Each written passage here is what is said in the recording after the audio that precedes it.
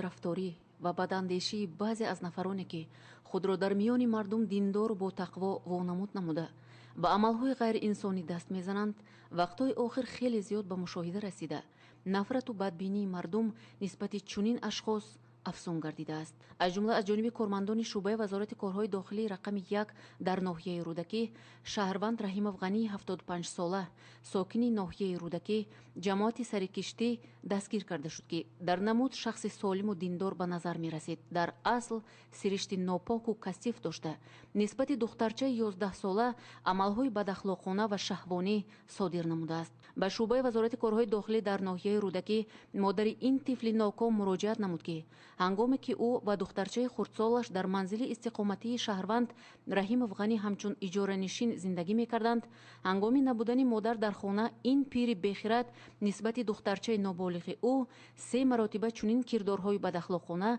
و شهوانی را صادر نموده است.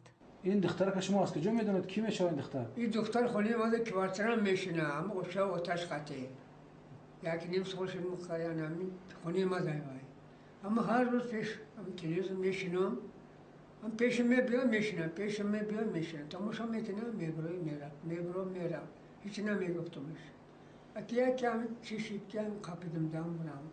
چند مرتبه کردیم کنم؟ 3 بار شده هم یک بار بانیده، 2 بار هم بری جوانده، 3 بار هم کار کردیم.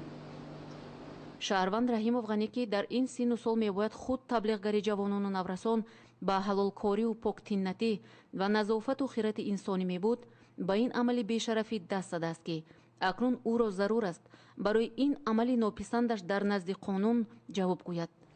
ما این حادثه رو نمیدونستم و همون کلینش اومد مگه گفت که خیلی حادثه شید، ما دیدم ولی کس کسه و بزرگ باخ رفتم زمکون مگه گفتم گیگه کردم که خیلی حادثه شید باخش پوسیم باخش ما دگاوزه جا ترک رسیدم چی خونه رو تنیدم که عدس کشیده خونش درو برام من کلینش دیده اترزه نگفته که یگون کسی گپ نزنه یگون چی نگفت؟ گفتی که چی گفت؟ تاگه ملیتا گاو نزنم تاگه گاوزی نیفته زمین برد ترما میکنیم ده.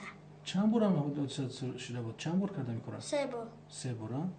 همین رفتار خودتون چه باقی میته؟ اگه رفتار خودم وابشه اگه کار وابشه کردن در کار نبود، اگه پشیمونمو اگه چه که همونجا خواتم دام از 6 تا هم دختر اگه قپیدم ده که هم اگه شیطان فریبم کردمی چه شده که قپیدم.